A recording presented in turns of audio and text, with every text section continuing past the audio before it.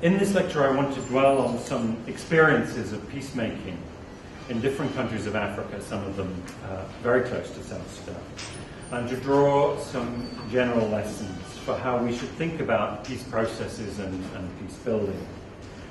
I'm going to begin with a couple of personal reflections.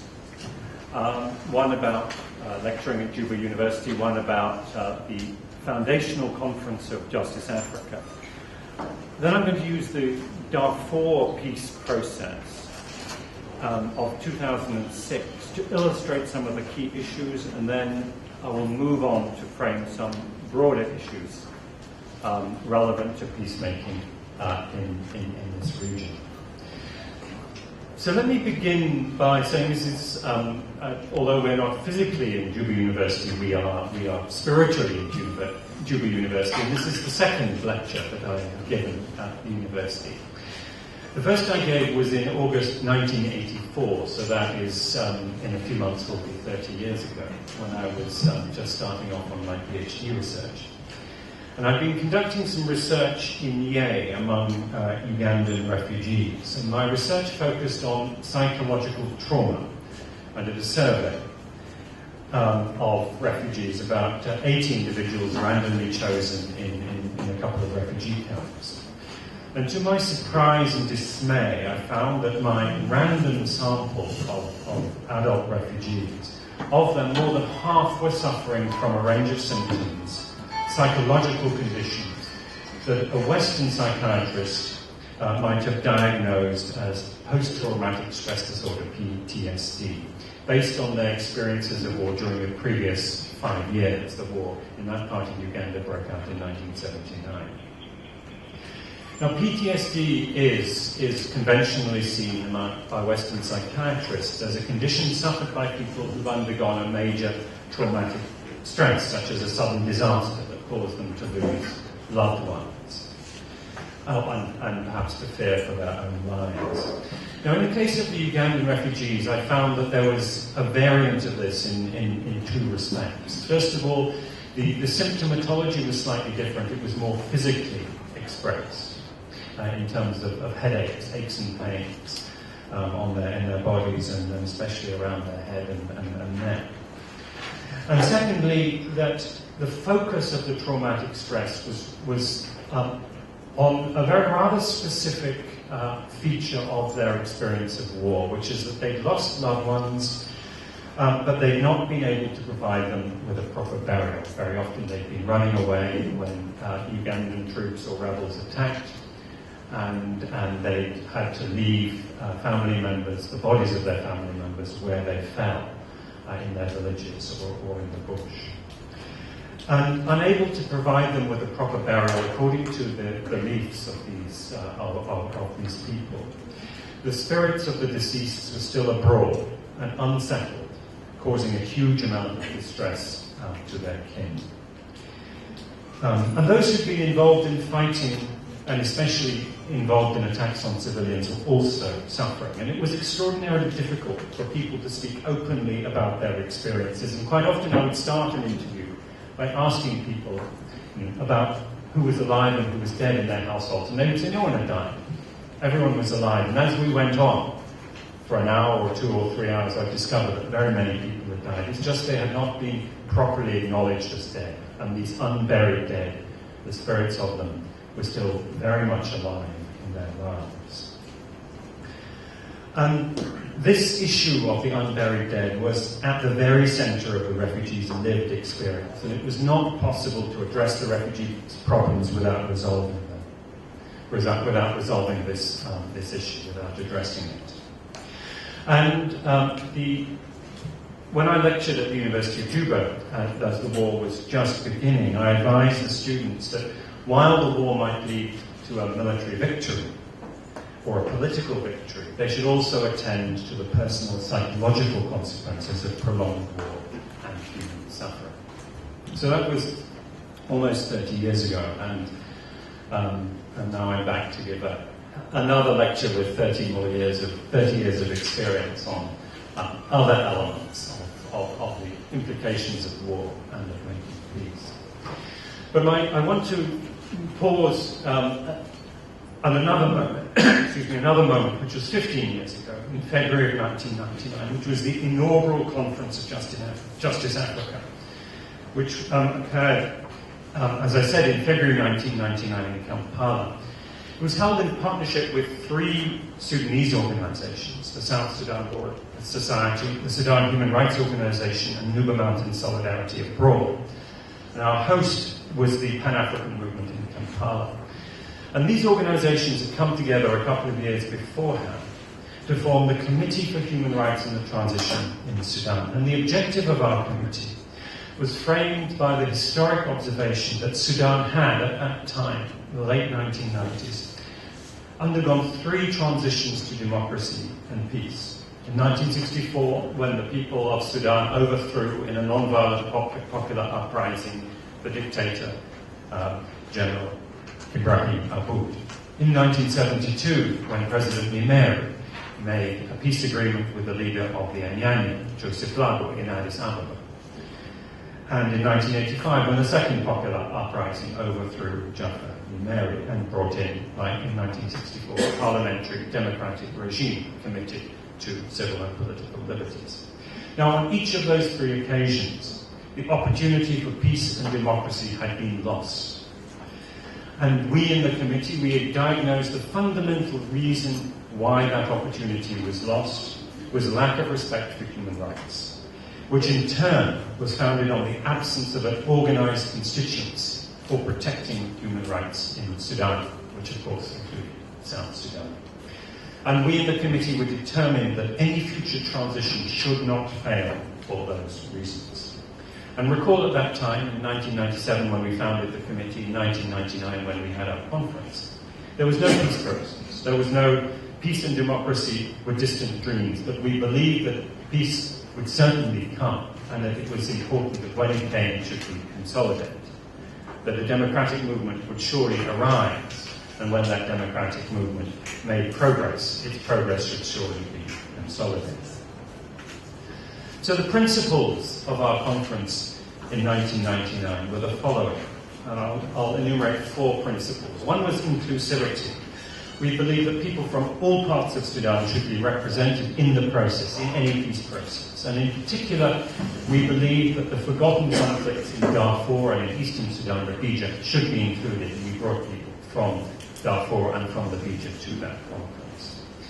Second, we believed strongly that unarmed actors, that is, civilian political parties, trade unionists, women, civil society organizations, etc., should not be debarred from having a role in shaping the future of Sudan, including South Sudan, simply because they had not taken up arms. Third was linking of peace and democracy, and also linking peace and justice. We believed that trade-offs would be dangerous. There needed to be trade-offs, but we needed to be very, very careful about those trade-offs. That a peace process should include commitments to democracy and to accountability for human rights abuses.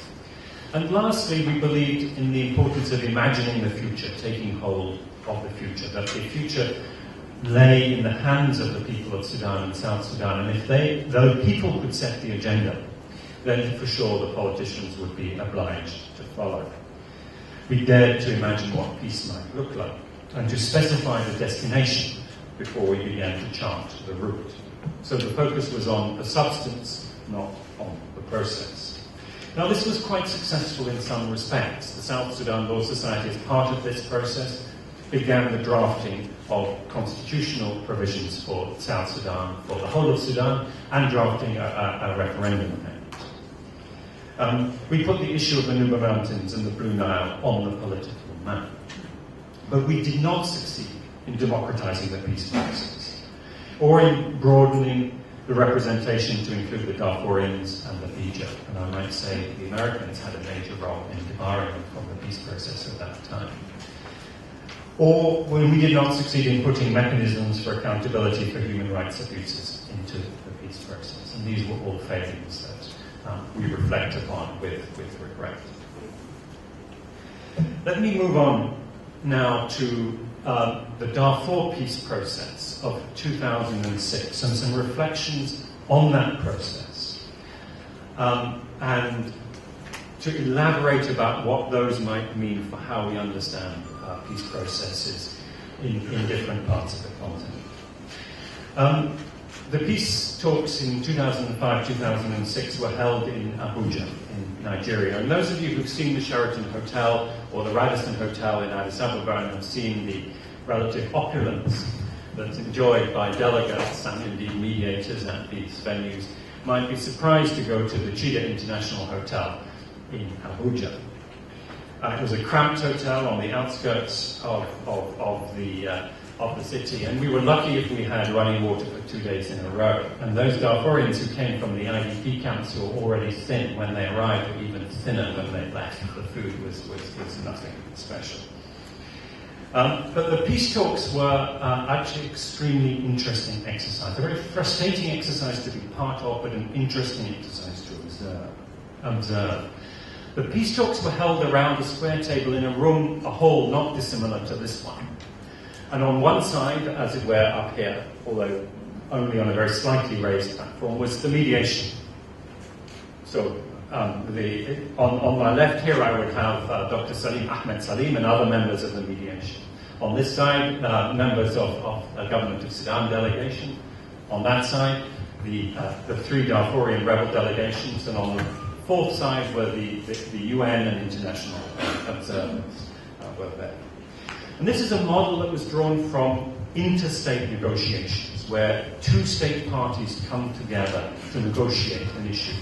And those issues, and those state parties have equality under international law. They are sovereign nations, and they will exchange views and exchange documents across the table.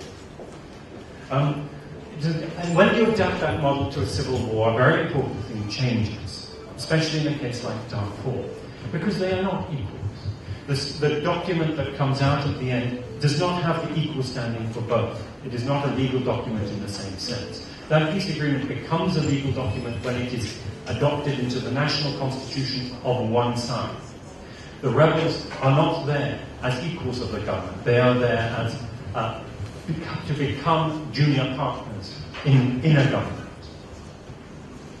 So there was a fiction already in the construction of those peace talks, a fiction of equality that concealed the real nature of political power. And in any process where the real nature of power is being concealed or being distorted, that power will reassert itself somewhere else. So the formalities of the sessions, or the formal sessions in plenary, in a room, as I say, not dissimilar to this one, consisted very largely of sessions in which the parties traded accusations, insulted one another, made procedural points, and they very, very rarely discussed anything of substance. Rather, what happened was that people on this side of the table, the mediators, produced pieces of paper, they discussed it offline with one side, then with the other, revised it, and then put it on the table, and the two parties would exchange insults, and then the mediators would go around and revise it somewhat. They didn't ever come to any serious agreement. Now, the chief negotiator on the Sudanese side was Dr. Majzoub al-Khalifa, former trade unionist and a dermatologist by profession. And he sat there impassively with a little smile on his face while insults were hurled at him, never flinching, however ugly those insults might be. He would pick up the smallest detail and hang on to it, and would obstruct the talks for days at a time on these details.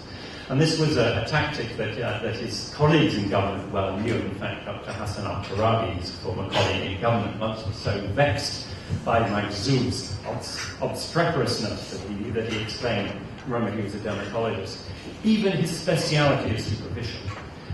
And I joked with him, I said, as you're a dermatologist, does this mean you've grown especially thick skin?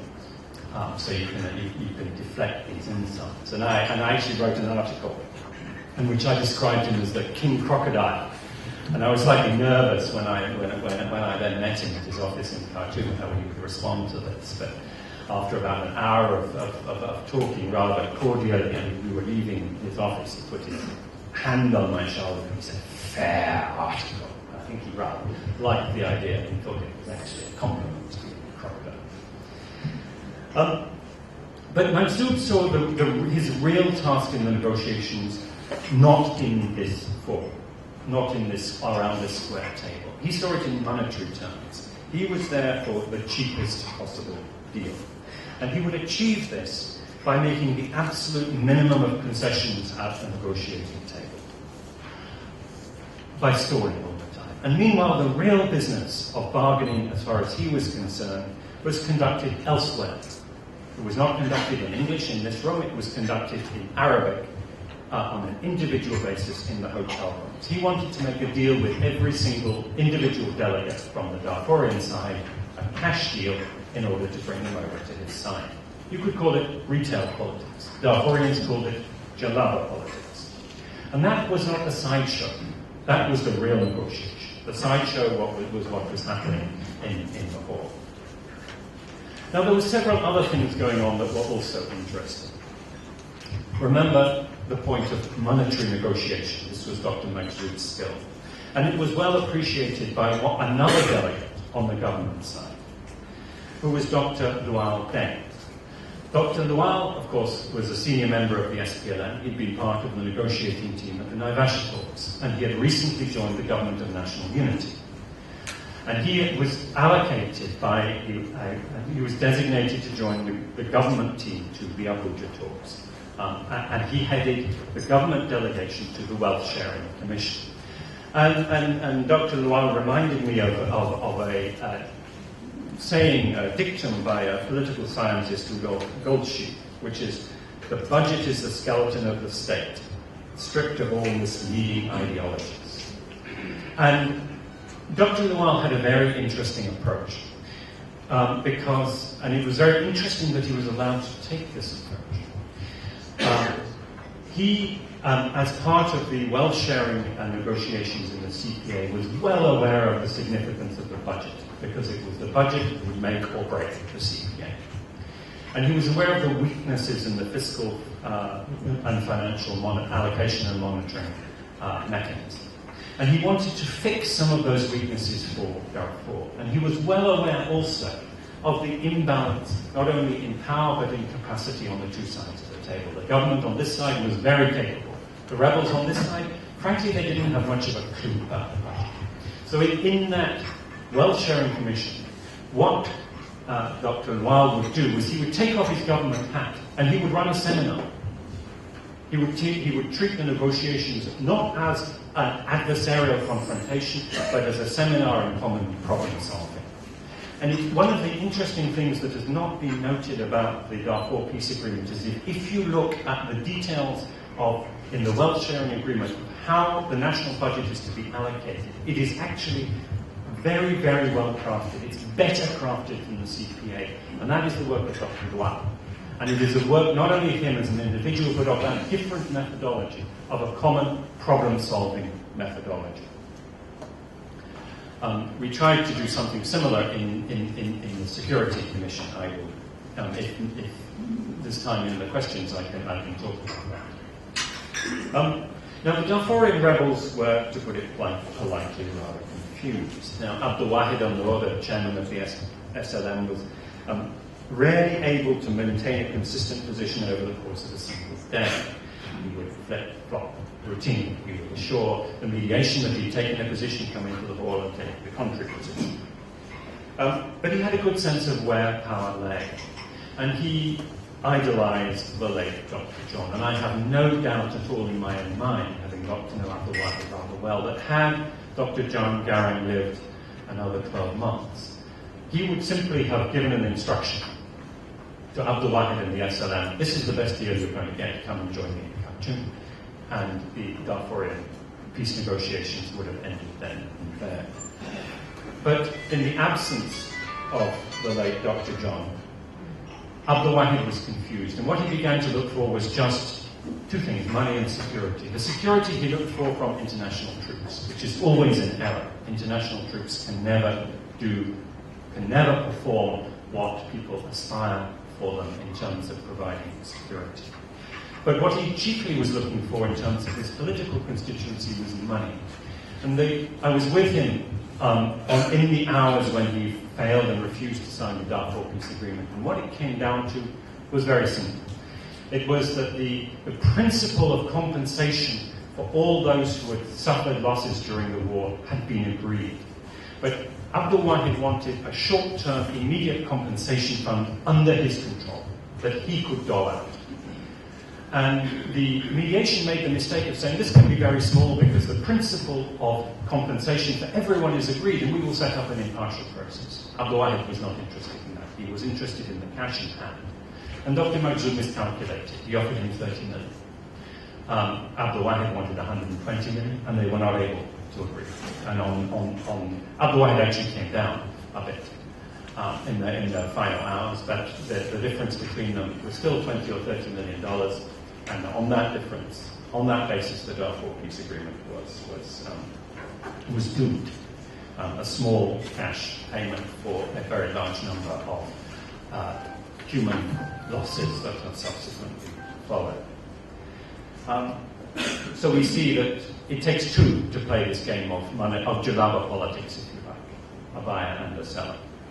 And the late Dr. Khalil Ibrahim, the chairman of GEM, was not playing that game. He was playing a slightly different game. He was involved in a regional game. The war had already broken out between Sudan and Chad in early 2006. And Khalil was already stationing his forces in N'Djamena in anticipation of an attack on the Chadian capital by rebels sponsored by Sudan. And indeed, his forces did fight in N'Djamena. And they also fought later on in Tripoli. GEM, I think, is an interesting example of a rebel force that has been present in almost all of the neighboring countries. It was also present in CAR, in Eritrea, and also in South Sudan. So the regional politics were very much enmeshed in this deal. There was another set of negotiations going on. And for the Americans too, the other major stakeholder, what was happening in this negotiation was also a sideshow. The US policy has, on Darfur, and actually, if you look around the region, consistently in the region, is a security-first policy. The policy, the US approach to resolving these conflicts is always to do with putting a security apparatus in place, only secondarily to do with a political agreement. And in the case of Darfur, the policy that was adopted was to get the UN into Darfur. President Bush had decided in late 2005 that he was not going to send American troops to stop the atrocities. What he was going to do was send the UN on the grounds that the AU forces that were there already were not doing a good enough job.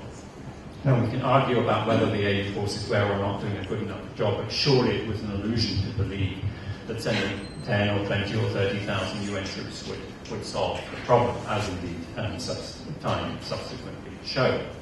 But nonetheless, that was the US policy. So as far as the Americans were concerned, the real negotiation was not happening in the hall. The real negotiation that was happening was between Washington, D.C., Khartoum over getting UN troops in. And the deadlines, the pressure on that negotiation to finish by a certain date was determined by that US policy. And the deal, such as it was made between Washington and Khartoum. And of course, there were other stakeholders too. There were Darfurian civil society stakeholders, unarmed stakeholders. They were excluded entirely. There were Arab militia. They were excluded entirely. There was an additional mechanism tacked on, the Darfur consultation and dialogue. But this had no authority to change anything in the agreement. And of course, its only function was to acclaim the agreement. And of course, people are unlikely to acclaim an agreement that they have not been part of, that excludes them and also excludes their interests. And so they didn't support it. So the Darfur peace talks, for those reasons, failed, despite the ostensible success of the government and one of the rebel movements, the SLA and the Minawi, signing an agreement. Now, as it failed, the war changed. It changed from a two-sided war to a multi-sided war, as the rebels on that side fragmented, and the government on this side fragmented too. Those rebel militia that had been mobilized and paid by the government were not satisfied with the way they'd been treated. They wanted more, and they began to rebel as well. they began to demand more. There was a cycle of rebellion. It became, if you like, a war of all against all. But it had a logic to it. Jem was still planning to attack and overthrow the government in Khartoum, which he tried once in May of 2008 and failed. But others were fighting for local issues, like positions in government, local government, or just putting their soldiers on the payroll. But the structure of the talks was not accommodated, was not changed to accommodate these realities. The structure of the talks remained this rigid square table. And as a result of that, there were many, many reasons why that war continued, but the failure to adjust the structure of the talks did not contributed to the difficulty of resolving it.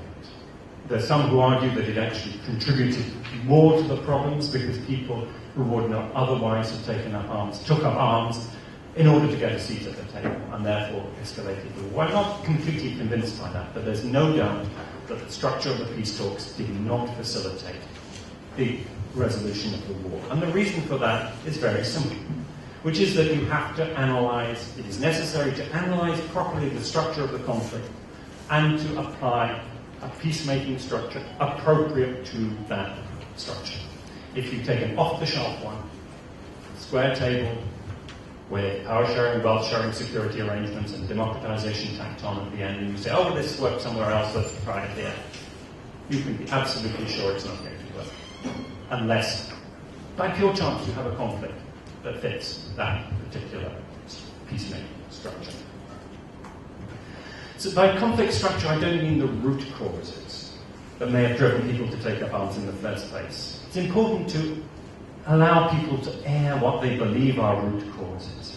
But it's also important to recognize that conflicts change over time. The reasons why they change or escalate or continue or relapse and restart are not the same as why they may have started in the first place. And people, of course, never agree on what are the root causes of the conflict. If they did, they probably wouldn't have been a conflict. So I'm more concerned with what we might call the root causes. The actual day-to-day causes, the incentives that keep people fighting or make them fight. So if we take an analysis now of, if you like, the root causes of continuing conflicts, let us begin to look at some of the key challenges that arise. The first challenge is how to align material incentives with peace agreements. It's probably the biggest single question. Because especially where there's been protracted wars, those men who have risen to positions of power, the leaders of armed factions, the way they've risen to that power and the way they've sustained themselves is through a very careful, skillful management of material incentives. They're a bit like political business managers with particular sets of business skills, maximizing their income so they can pay their troops, minimizing their expenditure so that they don't run out of money. And peace needs to make sense for their business model. Let me take the example of Somalia, where this spectacularly failed to happen. Between 1991 and 2005, there were 7 major peace initiatives in Somalia, 19 major peace conferences, all of them basically on this same model. You couldn't quite get the Somalis around a square table because there were so many of them. But it was still so many of these factions, but it was still the same formula. Let us divide up power, wealth, security. Let's have a constitutional model. But the way the Somalis understood it was that whoever becomes president is going to control all the resources of the state, and then will defraud, and then will throw aside whatever paper has been signed, and will use the authority, especially the money of the state, to undermine whatever agreement is there. So what would happen was each time they got towards an agreement, those who recognized they were less likely to be in that pole position, the second and third and fourth contenders, they would club together to sabotage it. And this happened every time. And you would have thought that these international mediators might have learned their lesson. And they might have looked, for example, to Somaliland, where in 1993 the Somalilanders had got together and had successfully resolved a conflict that was just as difficult, as bloody, as intractable as that in Mogadishu. But they didn't. Now the lesson of the Somaliland conflict which incidentally was resolved by a series of local conferences that took place without a single dollar of international support or a single international advisor. There was just one foreign journalist present as an observer, as an informal observer, a man who'd grown up in Somalia, who spoke Somali. None of this was even translated into English. The key to the success of that was the fact that those with the resources, who were the Somali livestock traders, recognized that peace was in their interest, so they paid for the conference, and then they loaned $7 million to the government, which had no other source of income. It couldn't go to the UN or international donors because it was not recognized. And that exercising self-reliance, relying on their own capacities, on their own money, was the reason why it succeeded. Now, if you look at southern Somalia, you see something similar. Because in the late 1990s into the early 2000s, a source of revenue arose in Somalia that had enormous political consequence, and that was the telecoms industry. Somalia, as many of you will know, has some of the best, cheapest, most efficient telecommunications in the African continent, and also the best and most efficient money remittance system. And some Somali businessmen made a lot of money on this. But their interests were not taken into account by this warlord politics. They were excluded. The idea of forming a chamber of commerce and allowing them to express their interests in a positive way was excluded. So they went and they started financing their own militia. And they aligned themselves with the Islamic courts. And briefly, it worked. It actually brought stability to Mogadishu. So the issue of aligning material incentives with peacemaking was learned, as it were, in the wrong way in Somalia, because it was there. And then, but unfortunately, the Islamic courts made the second mistake. The first mistake being to ignore, the first mistake of peacemakers being to ignore the material incentives. The second mistake being to ignore regional players with a veto. And Ethiopia had a veto. Ethiopia did not like the Islamic courts for various reasons, and destroyed it. Another case where you see this being played out is the subsequent but one peace process in Darfur, the Doha peace process. After the failure of the DPA and the failure of the subsequent AU-UN mediation, in 2009, 2008, 2009, the Qatari government stepped in to sponsor the peace talks. And as far as all the Darfurians were concerned, the Qatari mediation had one big plus: the Qataris promised a lot of money. And so the idea was, as far as they were concerned, that you could, if you signed on to a Doha document, you would then become part of an enormous financial distribution of resources. And possibly it could have worked. In principle, there's no reason why the Qataris could not simply have paid enough money for all the Darfurians to think, okay, there's more, all these Darfurian factional leaders to think, okay, there's more for me in joining this gravy train and continuing fighting this. But neither the government of Sudan nor the Qataris actually delivered the money that they promised. Another example I want to dwell on, which is a very interesting and rather more positive example, is the example of Burundi. And the Burundi peace process has one very particularly interesting element, which is that alone among the peace processes in this region, it took very, very seriously the idea of a peace process as a process of civic education. In fact, the former president of Burundi, President Pierre Buyoya, when he was a member of the African Union high-level panel on Sudan, and I spoke to him about this, and he said, as far as he was concerned, the biggest single achievement of the Burundi peace process was that it was an exercise in the civic education of Burundians. And he said there were many, many problems along the way. And the government that arose out of it, he's not very comfortable with that. He says there are many problems in Burundi that are not solved. But he says one thing has been resolved, which is that the people of Burundi have a level of awareness and organization in civil society and among themselves, which means they will never again allow the types of atrocities and violence that happened in the past to occur. And so the Burundi peace process, the involvement of all these groups, formally and informally in the process, was a process of societal transformation and democratization in and of itself. and that was very positive. But there's another element to the Burundi peace process that I think must give us a little cause for concern, because again, this issue of material incentives arises. I should mention in terms of the one of the implications of the social consensus around peace was that even when the agreement was signed, of course, there were some armed factions, including the very largest, that remained outside. Now, normally, if you remain outside, when you come back and you all say, we have the most guns, we have the most power, we want to renegotiate.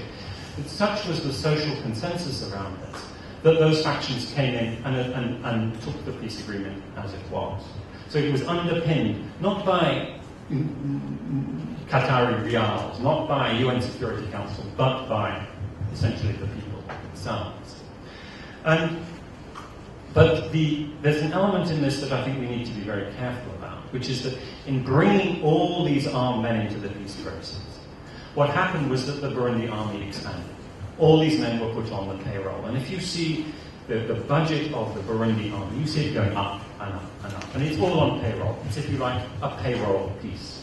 And it is going back to that idea that maybe the Darfurians had when they went to Qatar, of thinking, we can have a payroll piece, we can all be paid to be part of this. Now, of course, this is unsustainable. If you bring all the armed men who rebel, and who might rebel, onto the payroll, it means it's very difficult to do SSR, security sector reform, very difficult to do disarmament, demobilization, and reintegration. And in a country like Burundi that does not have massive natural resources like oil, does not have a strategic position, and so massive international assistance, this is a big strain on the budget. And the biggest challenge, I think, for Burundi going forward is really one of generating employment.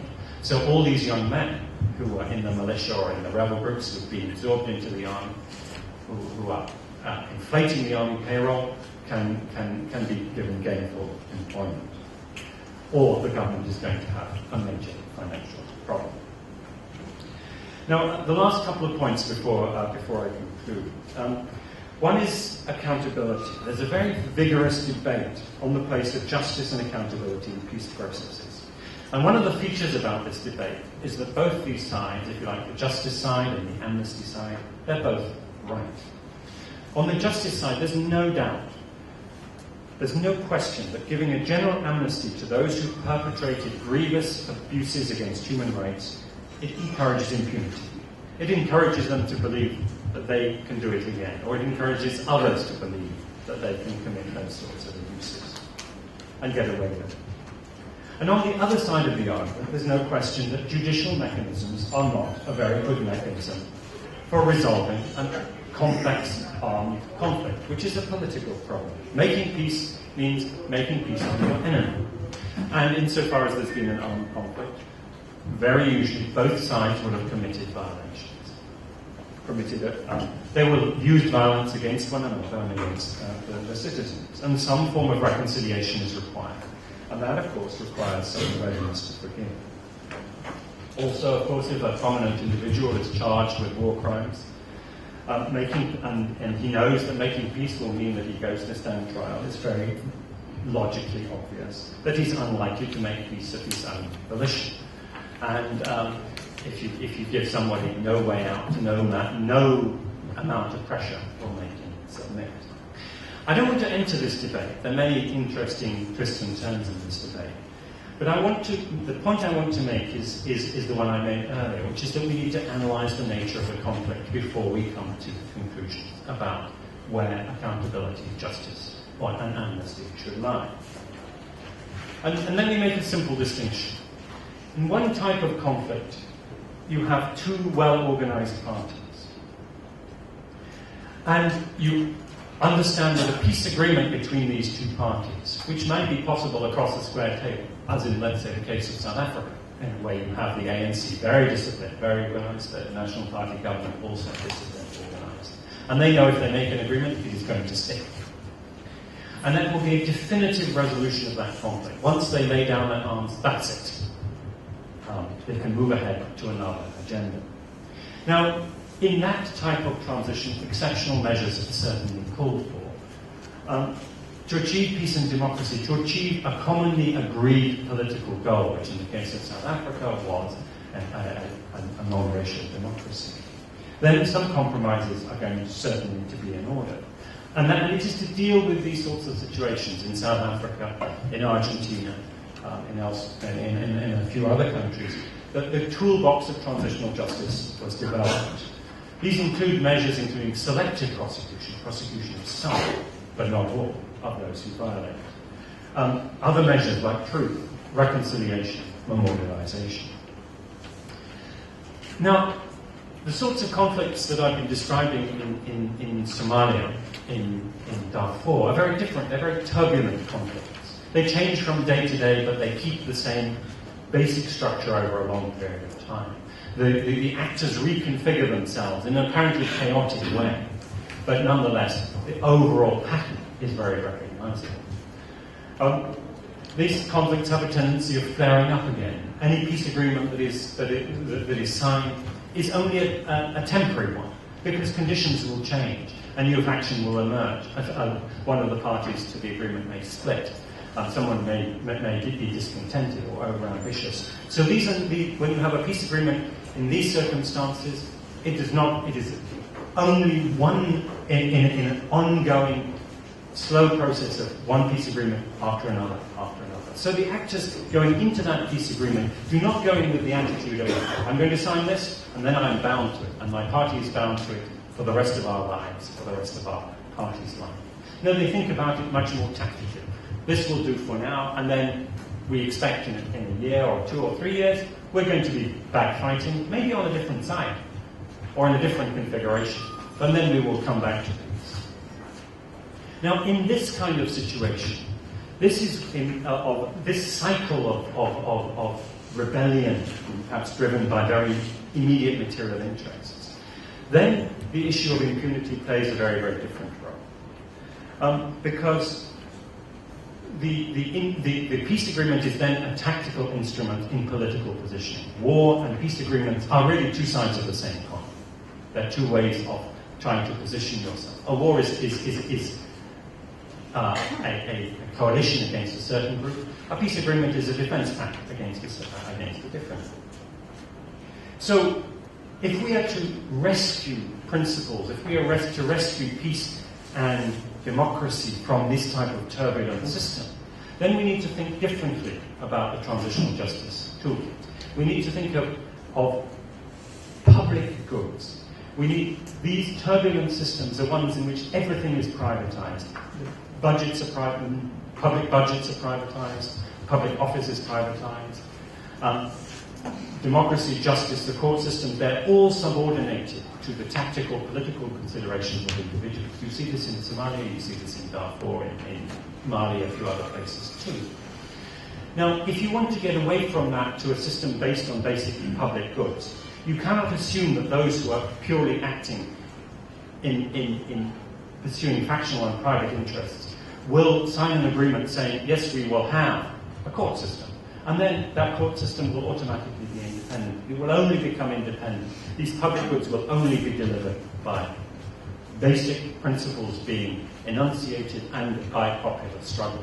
So in these contexts, like Darfur, like Somalia, I think civil society should perhaps stand a little bit outside the peace process and insist on some basic non-negotiable principles. And perhaps accountability might be one of them. Otherwise, the logic of greed in this political marketplace will override everything and will reduce people simply to commodity, expendable in the pursuit of political advantage. Democracy is similar. I will pass over democracy very briefly, because time is short. What we tend to see is that elections that are supposed to conclude the, as it were, the graduation ceremony from the transitional arrangements, the short-term rent allocation, they do not become an occasion for democratization. We saw this in Congo. They actually became an occasion for the consolidation of authoritarianism and indeed further conflict. And that was, and I think in the case of Congo that was particularly tragic because there was a history of a nationwide democratic movement which had been really crushed during the period of the war. So democracy cannot be achieved in these circumstances through peace agreements. It has to be achieved by other processes, and I think Congo illustrates that. So let me conclude. In addressing any conflict, like indeed the conflict in South Sudan today, we should not accept an off-the-shelf formula and say, this is what the mediators or the international community think is best, let's take it. First, analyze and understand the conflict. The conflict arises from the politics of a particular country, a particular society. Understand that first. And it is understood better by the people who live in that country than by the mediators. I think if the mediator who proposed that the International Security Force for South Sudan be called the PDF, if that had been a Sudanese, they would have never given it the name PDF, for reasons you all know. So, in disordered or turbulent societies, peace talks risk not becoming that exceptional measure to end an exceptional crisis, but they risk becoming part of the general or routine management of political business. And participants in the peace processes may expect that this cycle will continue indefinitely, and so they will manipulate those peace processes to their own ends. They become, for the armed actors, they may become a preferred form of representation than democracy. If a peace process only allows the armed actors to be represented at the table, and the peace process is where the key national decisions are taken, and those who have arms think, if I take up arms, I can be there. But if I put my arms, I have to go for election. And God knows if these people are going to vote for me after what I did. Of course, they would rather have these peace processes going on and on and on. So peace talks can become part of the logic of war, not the opposite of war. And in this context, we must make sure that justice and democracy do not become commodities to be traded in these peace processes. There must be some basic principles that are adhered to. And in these situations, peacemaking often becomes about carving up the cake. Now here we have the greatest and the most difficult paradox, which is that the cake becomes larger only through two things. One is through citizens' economic activity, through stability and investment, or through a windfall, such as a natural resource such as oil. And the logic of these types of peace processes that I've been describing are that they only work when the cake is getting larger, because more people are coming in to claim some of it and they are greedy. If the cake is not getting larger, or indeed is getting smaller, they will not work. And so those who are truly interested in making peace must be very careful of these approaches. So for citizens, the challenge of peacemaking is, I think, to find the right way of giving just enough to satisfy the warring parties, because you do need to give them an incentive to make peace. There is a price to peace, and that price is unfortunately feeding those who make war. But without letting go of those non-negotiable principles of justice and democracy. And that is not just asserting them, but it is mobilizing to support and to enforce them. I think